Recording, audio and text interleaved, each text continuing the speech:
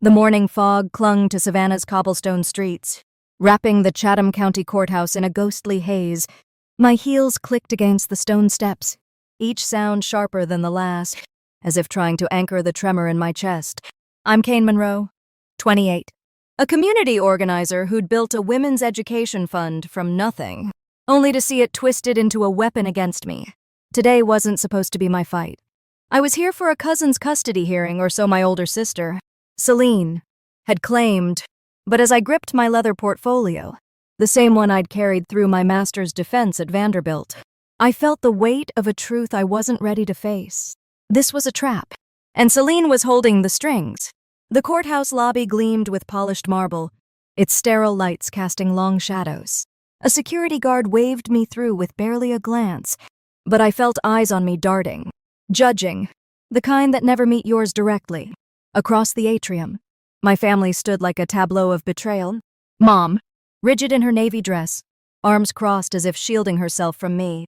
Celine, 32, radiant in a cream blazer, her legs crossed with the effortless poise of someone who'd already won.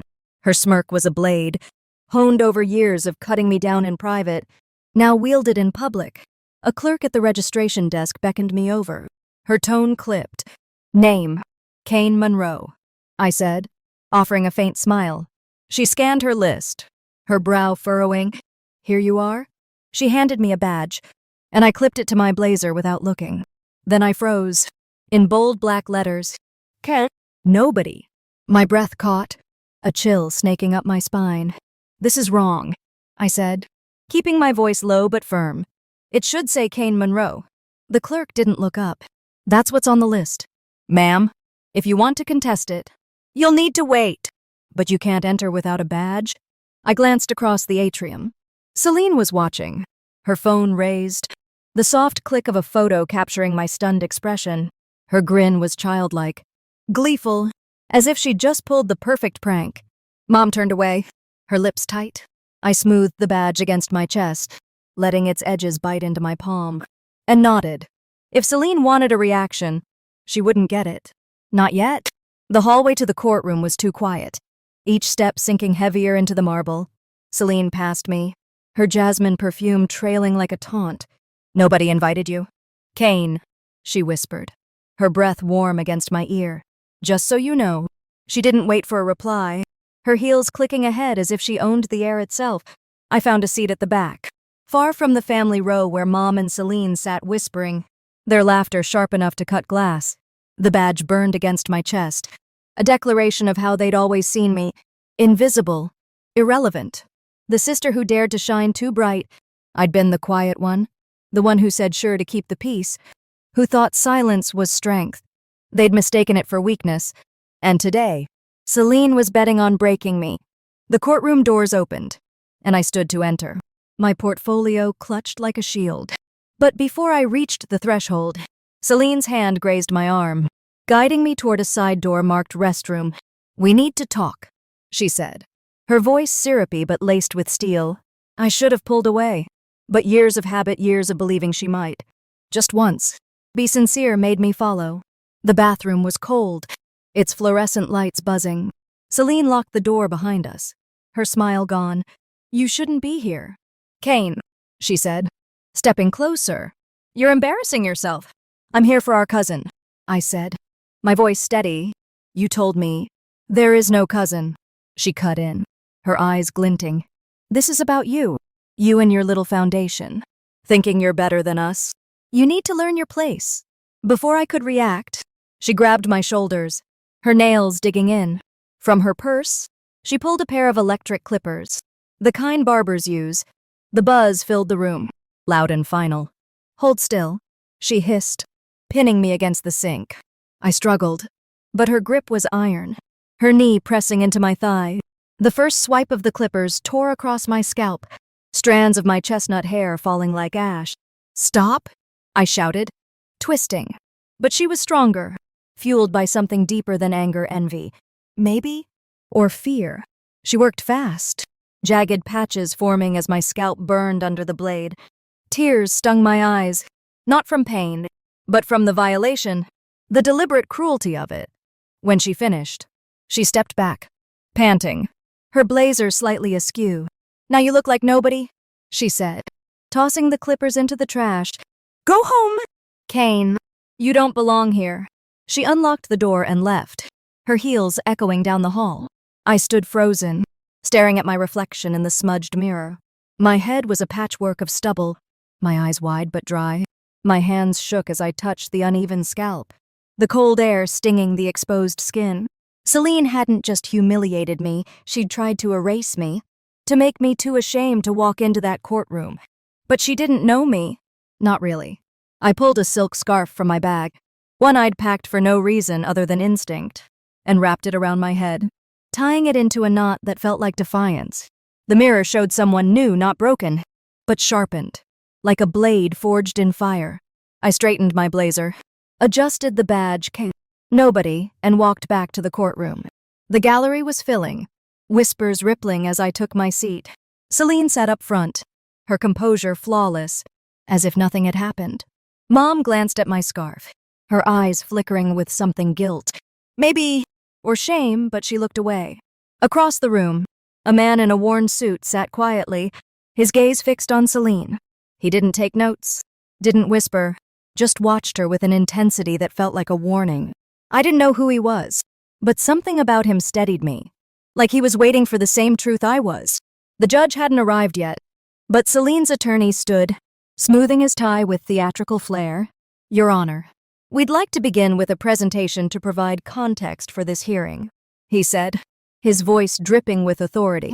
The screen lit up, and there was my face, blown up, the badge clear. "K. Nobody?" Below it, a timestamp 7:16 May? Before I'd even arrived, my pulse quickened. They'd faked it, altered the metadata to make me look unhinged, an intruder in a case I hadn't asked to be part of. Gasps echoed through the room. Celine's attorney gestured smoothly. This individual inserted herself into these proceedings, uninvited and unstable. We believe this speaks to her character. Unstable. The word hit like a slap, but I didn't flinch. My nails dug into the bench, grounding me. I thought of Langston, my fiancé, the man Celine had mocked as a nobody lawyer when I'd introduced him last year. She didn't know he'd been appointed a circuit judge 3 months ago. She didn't know he was walking through that side door right now, his robe catching the light, his gavel about to fall. I leaned back, my scarf tight, my badge defiant. Celine wanted a show. She was about to get one. The Chatham County Courthouse in Savannah was a theater of whispers, its marble walls amplifying every murmur as the courtroom settled into an uneasy hush. I sat at the back, my silk scarf tight around my freshly shaved scalp. The badge nobody pinned defiantly to my blazer. My name is Kane Monroe, 28, a community organizer who'd built the Monroe Women's Education Fund from scratch, only to have it weaponized against me by my sister, Celine. The sting of her clippers still burned, but her real attack was unfolding now. Projected on a screen for all to see a photo of me, time-stamped falsely at 7:16. My branding me an uninvited, unstable intruder in a case she'd fabricated. Celine sat up front, her cream blazer pristine, her expression a mask of calm authority. She'd orchestrated this, lured me here under the guise of a cousin's custody hearing, caved my head to shame me, and now framed me with a doctored image. The courtroom's fluorescent lights buzzed faintly, mirroring the tension coiling in my chest. My mother, 2 rows behind Celine, stared at her hands, avoiding my gaze. The weight of her silence was heavier than Celine's cruelty. Celine's attorney, a slick man with a practiced drawl, paced before the bench. "Your Honor, we submit Exhibit 14B, a psychological evaluation from the Savannah Behavioral Health Center, dated November 2012, concerning Miss Kane Monroe." He clicked the projector, and a clinical document filled the screen. Diagnosis: emotional instability, behavioral dysregulation. The words hit like a punch, each syllable a lie dressed in official letterhead. Murmurs rippled through the gallery. A juror leaned forward. Another whispered to her neighbor. My nails dug into the wooden bench, grounding me against the urge to scream. I was 22 then, not unstable, just a young woman locked out of our family home during a snowstorm by Celine, barefoot and shaking until a neighbor called an ambulance. Mom had driven me to that hospital, signed the papers, and whispered, "Don't make this bigger than it is." I'd spent 72 hours there, silenced, and we never spoke of it again. Until now, the attorney's voice dripped with feigned concern. This document, unearthed by a concerned party, speaks to Miss Monroe's history of erratic behavior. Her presence here, uninvited, is consistent with this pattern. I forced my face to stay still, my jaw unclenched. Celine's eyes flicked toward me, the faintest smirk tugging at her lips. She thought she'd won, thought this lie would bury me. But she didn't know I'd spent years preparing for her games.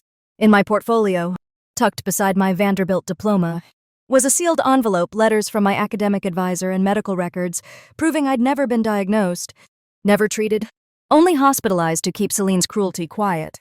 The judge, a stern woman with graying hair, leaned forward. "Miss Monroe, are you aware of this evaluation?" I stood, my scarf a quiet rebellion against the shame Celine had tried to carve into me. "Your Honor, that document is a fabrication. I was never diagnosed with any condition. In November 2012, I was hospitalized against my will after a family member, my sister, Celine, locked me out in a snowstorm. The records were created to avoid scrutiny, not to address my health." A gasp echoed from the gallery. The judge's brow furrowed, her pen pausing over her notes. "Do you have evidence to support this claim?" "Yes," I said, my voice steady despite the tremor in my hands. I opened my portfolio and handed the clerk a folder. "These are notarized letters from Dr. Elaine Carter, my academic advisor at Vanderbilt, and medical records from my primary physician, confirming I have no history of mental health treatment. The hospital stay was coerced, and I was released with no diagnosis." The clerk passed the folder to the judge, who scanned the pages, her expression unreadable. Celine's smirk faltered, just for a second, but it was enough. She hadn't expected me to fight back. Not like this. Her attorney cleared his throat, scrambling. "Your Honor, we'll need time to verify these documents." "Objection noted," the judge said, her tone clipped. "The court will review this evidence. Proceed?" As I sat, my eyes caught movement in the back corner. The man in the worn suit, Vincent, I'd heard someone call him, was watching, his gaze fixed on Celine. He hadn't taken a single note, but his presence felt like a storm gathering. He leaned toward a bailiff, whispering something, and the bailiff nodded, slipping out of the room. Vincent's eyes met mine for a fleeting moment, and I saw something in them, not pity, but recognition, like he'd seen Celine's playbook before. Celine's attorney pressed on, undeterred. "Your Honor, we have an expert witness to provide further context." The doors opened, and a tall man with a goatee strode in. Dr. Adrian Wolfe, introduced as a psychiatrist with 22 years of experience. My stomach twisted. I'd never met him, but his name was familiar, mentioned once by a Vanderbilt colleague during a funding dispute Celine had stirred years ago. Dr. Wolfe took the stand, his voice smooth and cold. "In 2014, during the Vanderbilt Community Grants cycle, I was consulted about Kane Monroe. Concerns were raised about erratic behavior and defiance, potentially linked to emotional dysregulation. I recommended a temporary leave, though no formal treatment was mandated." The room spun. I gripped the bench, my breath shallow. He was lying, weaving a fiction that dovetailed with Celine's forged report. I'd never been evaluated, never taken a leave. I'd won that grant cycle, securing $200,000 for the Monroe Women's Education Fund, only for Celine to claim credit. Langston, my fiancé, had helped me compile the application, his meticulous legal mind catching every detail. He'd warned me then. "Celine doesn't just compete, she erases." I glanced at the side door, willing Langston to walk through, his judicial robe a shield against this onslaught. He wasn't here yet, but I knew he was coming. 3 weeks ago, he'd filed a recusal from family cases to avoid conflicts, but a last-minute substitution had placed him on this docket. Celine didn't know, and that was my ace. Before I could speak, Vincent stood, his movements deliberate. He approached the bailiff, handing over a sealed manila envelope with a faint Department of Justice watermark. The bailiff passed it to the judge, who opened it slowly, her eyes narrowing as she read. The courtroom went still, the air thick with anticipation. "Mr. Wexler," the judge said. Addressing Vincent, "You claim this pertains to the hearing?" "Yes, Your Honor," Vincent said, his voice calm but unyielding. Exhibit 14B, the psychological evaluation, was obtained illegally. We've traced unauthorized access to sealed medical records through a court system login tied to Celine Monroe. This is part of a broader pattern of ethical violations we've been investigating. Celine's head snapped toward Vincent, her composure cracking. "This is outrageous," she snapped, rising. "You can't just accuse me without proof." Vincent didn't flinch. "The proof is in that envelope login timestamps, IP addresses, and a list of accessed files, including Miss Monroe's. Accessing sealed HIPAA-protected records is a federal offense." "Miss Monroe, you know that." The judge raised a hand, silencing Celine. "Mr. Wexler, you're suggesting misconduct by a party to this case." "I'm confirming it," Vincent said, placing another document on the desk. Celine Monroe used Judge Harmon's staff credentials to query sealed records 2 months ago, specifically targeting Kane Monroe. "We have the audit trail," Celine's attorney stammered. "Your Honor, we need time to review." "Sit down," the judge snapped, her eyes on the documents. She looked at me, then at Celine, her expression hardening. "Miss Monroe, Celine, do you have a response?" Celine sank into her seat, her face pale, her hands trembling. For the first time, she looked small, her power unraveling under the weight of truth. I sat still, my scarf a quiet defiance, my badge a badge of survival. The side door creaked, and I felt it before I saw it, the steady rhythm of Langston's footsteps, his robe catching the light. Celine didn't know what was coming, but I did, and when his gavel fell, her world would collapse. The Chatham County Courthouse in Savannah pulsed with a tense silence, the kind that settles just before a storm breaks.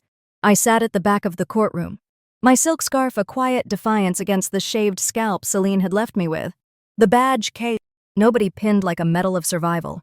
"My name is Kane Monroe, 28, a community organizer who'd poured my heart into the Monroe Women's Education Fund, only to have it twisted into a weapon by my sister, Celine." Moments ago, Vincent Wexler, a Department of Justice investigator, had exposed Celine's illegal access to my sealed medical records, unraveling her carefully staged attack.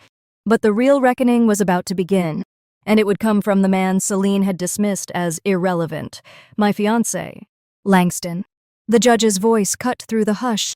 "We'll take a brief recess to review the new evidence." She stood, her robes rustling, and the room stirred attorneys shuffling papers, spectators whispering. Celine sat up front, her cream blazer still pristine, but her hands betrayed her, clenched tight in her lap. Her attorney leaned in, murmuring urgently, but her eyes darted toward the side door, as if sensing the shift in the air.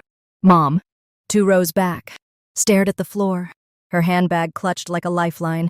I wondered if she felt the weight of her complicity now, or if she was still clinging to Celine's narrative. Vincent remained in the corner, his worn suit a stark contrast to the polished chaos around him. His gaze never left Celine, steady and unyielding, like a hunter who'd cornered his mark. He'd handed the judge an envelope proving Celine's federal offense using stolen court credentials to access my records, but I sensed he was holding something bigger. A card he hadn't yet played. My portfolio, still open from presenting my Vanderbilt letters, lay heavy in my lap. Those documents had dismantled Celine's fake psychological report, but they were just the beginning. The courtroom doors swung open, and the bailiff's voice boomed. "All rise for the Honorable Judge Langston Monroe presiding." My heart skipped, a mix of pride and anticipation. Langston entered, his judicial robe flowing, his face a mask of calm authority. The man who'd traced poetry on my skin at midnight now held the gavel, his presence commanding the room. I caught the faintest glint in his eyes, not for me, but for justice, the kind he'd sworn to uphold when he took the bench 3 months ago. Celine's head whipped around, her composure shattering. She let out a sharp, incredulous laugh, her voice cutting through the silence. "You've got to be kidding me," she said, loud enough for the gallery to hear. Her fiancé, "This is a farce." Her attorney grabbed her arm, hissing, "Quiet, Celine." But she shook him off, her face flushed with defiance. What's next? Langston, she sneered. Standing, a jury of Kane's book club. This is a conflict of interest. Langston's gaze didn't waver. He adjusted his glasses, his voice even but laced with steel. Miss Monroe, I filed a recusal from all familial cases 3 weeks ago, as documented with the clerk's office. My assignment today is procedural, approved by the circuit court. If you have objections, file them properly. Now, sit down. Celine froze, her bravado crumbling under his calm authority. She sank into her seat, her lips pursed. But the room felt her defeat. The gallery buzzed, jurors exchanging glances. Mom's face paled, her hands trembling. Langston tapped the file before him, his movements deliberate. Please enter Exhibit 7C into the record a full audit disclosure of the Monroe Women's Education Fund and associated nonprofit activities. The screen behind him flickered to life, displaying a spreadsheet of financial transactions, vendor names, wire transfers, timestamps. I'd seen parts of this audit, shared with me by Langston late one night when he'd uncovered the first discrepancy, but seeing it projected now, under the courtroom's harsh lights, made my skin tingle. Langston's voice was a scalpel, precise and unyielding. According to this report, $480,000 was diverted from the Monroe Women's Education Fund through shell entities, Shellheart Consulting, Red Tree Digital, and Astor Foundation, all traced to personal accounts controlled by Celine Monroe. He paused, letting the numbers sink in. These transfers occurred during fiscal years when the fund was listed as inactive, meaning Kane Monroe's allocated portion was frozen but used as collateral for private debt clearance. Gasps rippled through the room. Celine's attorney shot up. Your Honor, this is highly irregular. We haven't had time to review. Sit down, Langston said, his tone leaving no room for argument. The audit was conducted by an independent firm and verified by the Department of Justice. Mr. Wexler, do you have additional context? Vincent stood, his presence quiet but commanding. Yes, Your Honor. Our investigation into Celine Monroe's activities extends beyond this case. We've uncovered a pattern of financial misconduct, including falsified grant applications and unauthorized use of nonprofit funds for personal gain. The DOJ is prepared to pursue charges under Fiduciary Violation Code 38, 4B, and federal fraud statutes. Celine's face drained of color, her hands gripping the table. Her attorney stammered, This is an ambush. We demand a continuance. Denied, Langston said, his gavel tapping once, sharp and final. The evidence is clear. This court finds substantial cause to refer this matter to the Department of Justice for a civil breach inquiry. Effective immediately, Celine Monroe is barred from any operational role in the Monroe Women's Education Fund, pending investigation. The room erupted in whispers, jurors leaning forward, reporters scribbling furiously. Celine's eyes darted left, then right, searching for an escape that didn't exist. I sat still, my scarf tight, my badge a silent testament to her failed attempt to erase me. But the real surprise came from Vincent, who stepped forward with another envelope, this one marked with a red confidential stamp. Your Honor, Vincent said, there's one more item, a notarized affidavit from Franklin J. Monroe, dated 6 months before his passing in 2024. It details the origins of the Monroe Women's Education Fund. My breath caught. Dad's affidavit. I'd heard rumors he'd written something before his death, but Celine had claimed it was lost. Langston took the envelope, his expression unreadable as he broke the seal. He read silently, then looked at me, a flicker of something pride, maybe crossing his face. For the record, Langston said, Franklin J. Monroe states that the Monroe Women's Education Fund was conceived and developed solely by Kane Monroe. Celine Monroe was named public face to secure donor confidence, a decision he later regretted. He acknowledges withholding Kane's rightful recognition due to family pressure. The courtroom went silent, the weight of Dad's words settling like dust after an explosion. Mom gasped, her handbag slipping to the floor. Celine shot up, her voice shrill. That's a lie. Dad would never. Sit down, Miss Monroe, Langston said, his gavel tapping twice. The affidavit is notarized, witnessed, and corroborated by financial records. This court recognizes Kane Monroe as the sole founder of the fund. All documents will be amended accordingly. Celine sank back, her attorney pressing a hand to his brow, already bracing for the fallout. I felt no triumph, only clarity, a truth I'd carried for years, now spoken aloud. My scarf felt lighter, my badge irrelevant. Across the room, Vincent gave me a subtle nod, as if to say, "This is just the beginning." Langston's eyes met mine for the briefest moment, a silent promise that justice wasn't done yet. He stood, nodding to the clerk. "Court is adjourned pending DOJ review." His gavel fell, the sound echoing like a door slamming on Celine's empire. As the gallery stirred, I remained seated, my portfolio open, Dad's affidavit a lifeline I hadn't expected. Celine's world was crumbling, but mine was rising, built on truth and the love of a man who'd never let me be nobody. And as I stood to leave, I knew this wasn't the end. It was the moment everything changed. The Chatham County Courthouse in Savannah stood quiet as the late afternoon sun cast long shadows across its marble steps. Inside, the courtroom had emptied, leaving only echoes of the gavel's final strike. I stood in the hallway, my silk scarf still wrapped tight around my shaved scalp. The badge, nobody now tucked into my pocket like a relic of a battle won. My name is Kane Monroe, 28. A community organizer who'd reclaimed the Monroe Women's Education Fund from my sister Celine's grasp. Hours ago, my fiancé, Judge Langston Monroe, had exposed Celine's $480 embezzlement scheme and confirmed my role as the fund's true founder, dismantling her empire with a notarized affidavit from our late father. But victory didn't feel like triumph. It felt like a weight, heavy with truths I could no longer ignore. The hallway was nearly deserted, its marble gleaming under flickering lights. Celine stood by a window, her cream blazer wrinkled, her posture slumped. For the first time, she looked human, stripped of the invincible aura she'd worn like armor. Mom lingered nearby, her navy dress creased, her eyes darting between us as if hoping for a script she'd never written. I clutched my leather portfolio, the same one that had held the Vanderbilt letters and Dad's affidavit, now a symbol of my refusal to be erased. Celine turned as I approached, her eyes red but defiant. "You think you've won, Kane," she said, her voice low, venomous. "You humiliated me in front of everyone. You'll regret this." I stepped closer, my voice steady. "You humiliated yourself, Celine. You caved my head, faked records, stole $500,000. This isn't my fault, it's yours." Her lips trembled, but she forced a smile. "You always had to make everything about you. Poor Kane. The victim. You'll never be anything without me." Mom gasped, stepping forward. "Kane, please. She's your sister. We're family. Can't we just talk?"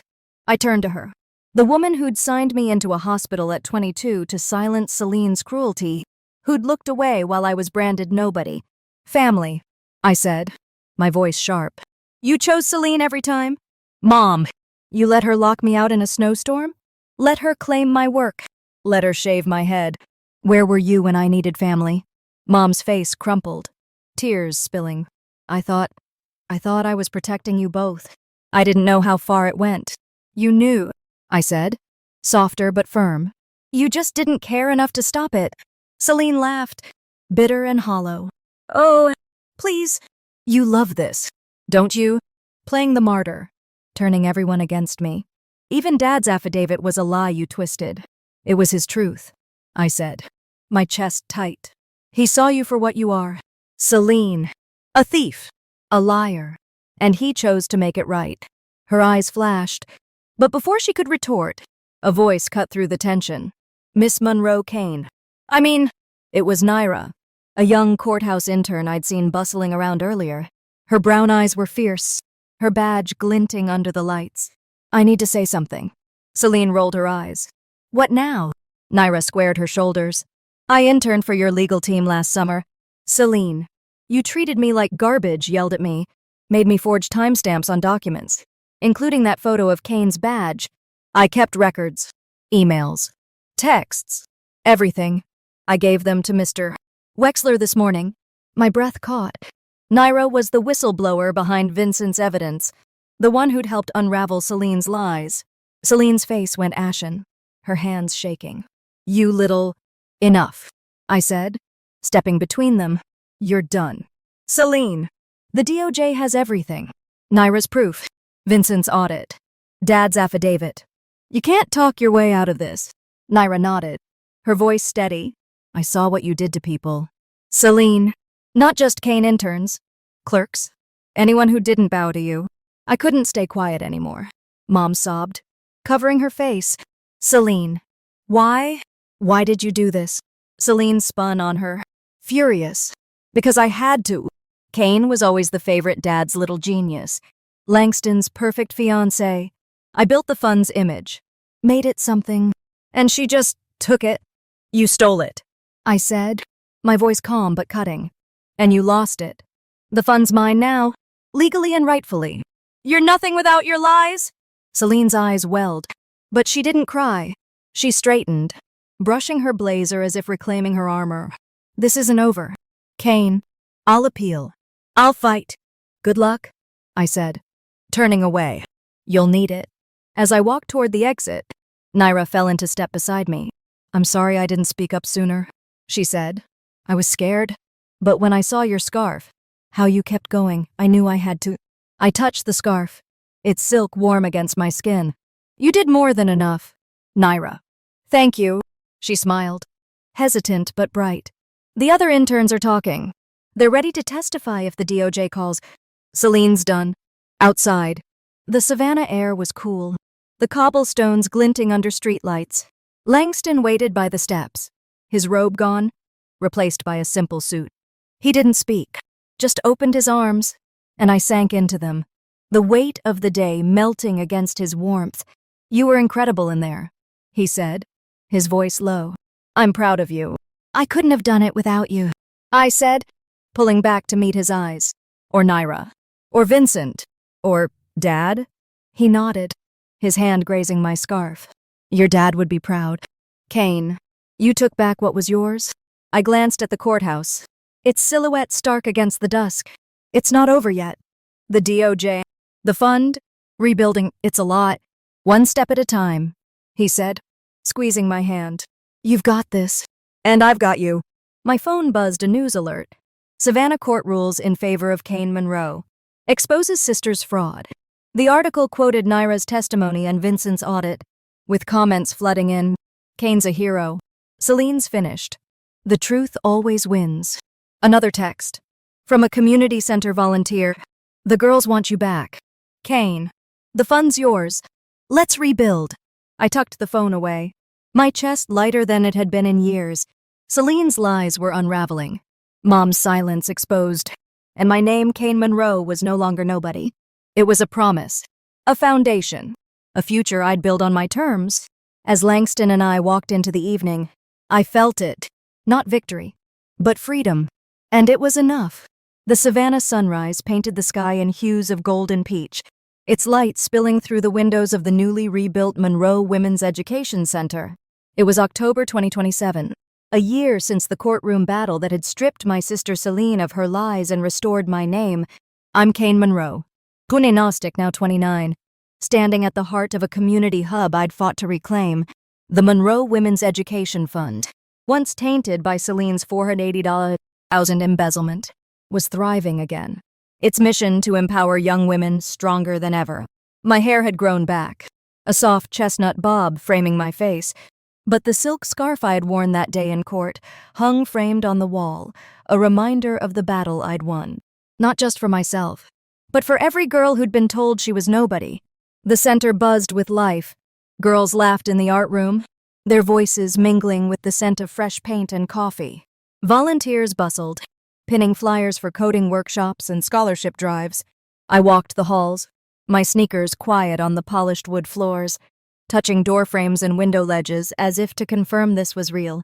The court had ordered full restitution shell companies shut down, crooked contracts revoked, every stolen dollar returned.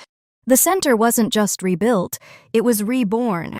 Its dove-gray walls a canvas for the dreams of those who filled it. I paused at the bulletin board, where a news clipping hung.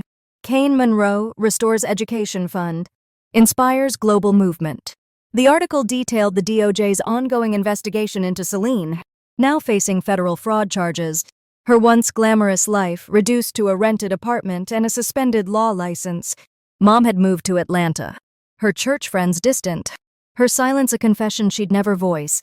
Celine hadn't apologized, not directly, but the absence of her venom was its own kind of peace. My phone buzzed with the text from Naira, the former intern whose courage had helped expose Celine's forged documents.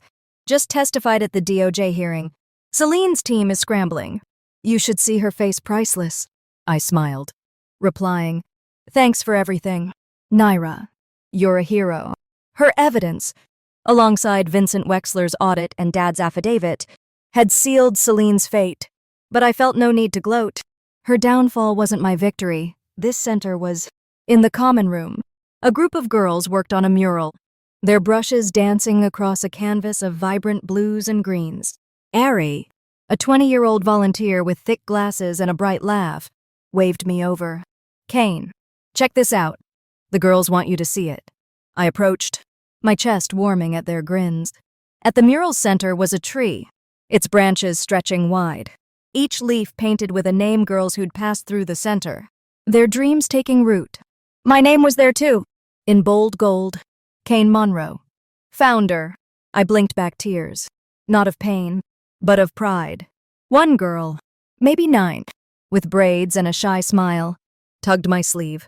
Miss Kane, I made you something.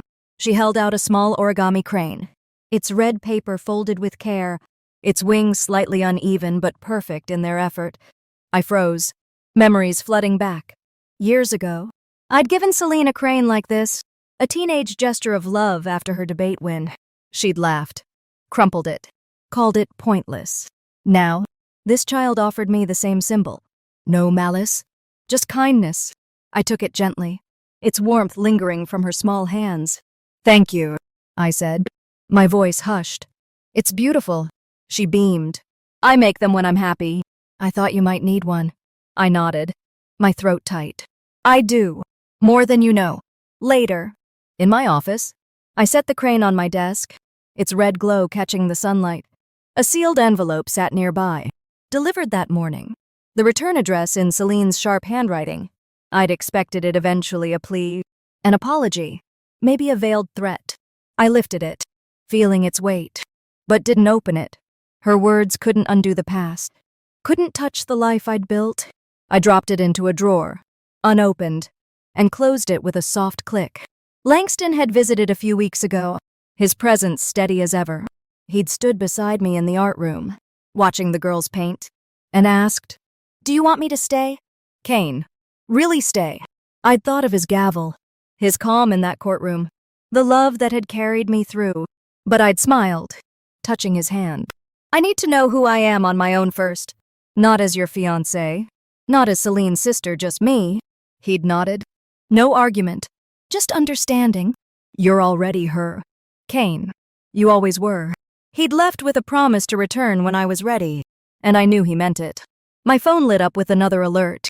Kane Monroe trending globally. Messages poured in from strangers.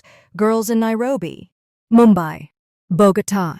My sister tried to stop my scholarship. You showed me I could fight. I was the nobody in my family. Now I'm applying to college. I replied to one. A girl in Accra. You're never nobody. Shine your light. I stepped outside. The Savannah air crisp. The cobblestones glowing under the morning sun. The center's sign gleamed. Monroe Women's Education Center, empowering futures. I held the crane. Its warmth a quiet anchor. Celine's lies. Mom's silence. The badge that branded me, they were shadows, fading against the life I'd built. I wasn't the girl who'd walked into that courthouse, trembling under a scarf. I was Kane Monroe, founder, survivor, beacon. A breeze stirred, lifting the crane's wings. I tucked it into my pocket, its promise close. Healing wasn't loud, wasn't a firework. It was a red paper crane, folded with care, saying, "You're allowed to begin again." And as I walked back inside, the girls' laughter echoing, I knew I already had. The fluorescent lights of the Savannah dollar store buzzed faintly, casting a sterile glow over aisles of cheap shampoo and canned soup. It was August 2028, and I, Celine Monroe, 34, stood behind the counter, my navy apron stiff against my skin, scanning barcodes with mechanical precision. 2 years ago, I was the face of the Monroe Women's Education Fund. My name synonymous with power. My cream blazer, a symbol of untouchable elegance. Now, my law license was revoked, my savings drained by legal fees, and my life confined to a one-bedroom apartment with peeling paint. The courtroom where I'd tried to break my sister Kane was a distant memory, but its echoes haunted me, her scarf, her badge, her truth, dismantling everything I'd built. I wasn't supposed to end up here. I was the golden child, the one who carried the family's image, the one who made Mom smile and Dad nod with pride. Kane was the shadow, the quiet one who scribbled in notebooks and dreamed too big. I'd clipped her wings, shaved her head, forged records, diverted $480 because I had to. She was stealing my light, my legacy.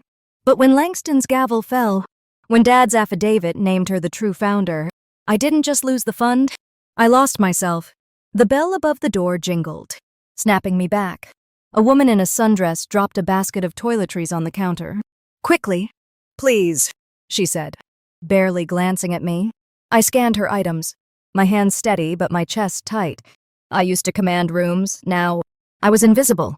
As she left, I caught my reflection in the glass door, hair pulled back. No makeup, eyes hollow. I looked like someone I'd have pitied once, someone I'd have called a nobody. At night, my apartment was quiet, the hum of a cheap fan, my only company. I sat at a wobbly table, a half-empty wine glass beside a stack of legal documents, DOJ subpoenas, plea agreements, community service orders. The fraud charges had settled with a fine and probation. I'd avoided prison, but the cost was everything else. Mom called sometimes, her voice heavy with guilt, but I rarely answered. She'd moved to Atlanta, chasing forgiveness from